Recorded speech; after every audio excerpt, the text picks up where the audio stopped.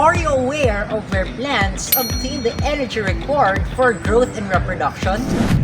Instead of eating like people and other animals do, they create their own food through a process known as photosynthesis.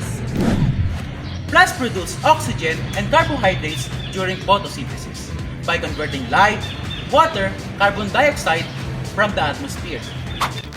Through the use of floating leaf disc experiment, you will be able to see how leaves produce oxygen in this activity. You may learn more about the factors that will influence photosynthesis as well as how quickly plants produce oxygen. How much do you think light matters? Today, we're going to conducting an experiment to measure the rate of photosynthesis. We will be using a floating leaf disc, which is a thin slice of leaf that has been vacuumed to remove all the air. This allows us to measure the amount of oxygen produced by the leaf without any interference from other gases. And here are the materials. 4 transparent cups, permanent marker, and baking soda.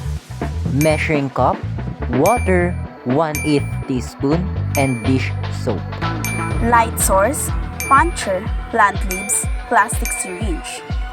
Aluminum foil, paper towels, and a timer. Find a workspace that can get little wet. Label 2 cups with plus baking soda and 2 cups with minus baking soda. Prepare the baking soda solution by filling one of the plus baking soda cups with 300 milliliters room temperature water. Then add about 1/8 teaspoon of baking soda to the water and mix until the baking soda has dissolved. Add 1 drop of dish soap to the baking soda solution and gently stir until it has dissolved. Set up your light source so it shines straight down onto your workspace. With the hole puncher, cut 20 leaf discs from the plant leaves. Make sure they are all the same size in a complete circle. Avoid punching through major leaf veins. Remove the plunger from the syringe and place 10 leaf discs into the syringe. Place the plunger back into the syringe and push it down until only a small volume of air is left in the syringe. Be careful not to crush the leaf discs. Suck up a small volume of the baking soda solution into the syringe with the leaf discs. Carefully push all the air out of the syringe. Close the opening of the syringe with a finger and draw back on the plunger to create a vacuum. Hold the vacuum for 10 to 15 seconds and swirl the leaf discs to suspend them in the solution. Release the plunger and remove your finger from the syringe opening to release the vacuum. Repeat the steps and apply those steps in the minus or negative baking soda. After you've done the long steps, you may start the timer. Now, watch and observe and list your observation in your paper.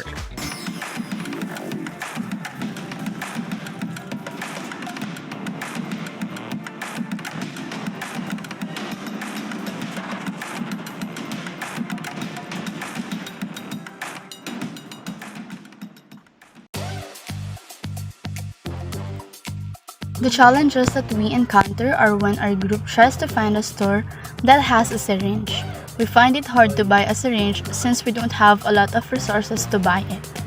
Also, we wanted to find a store that sells spinach at a cheap price, which is why we struggled to find those materials. Number 2.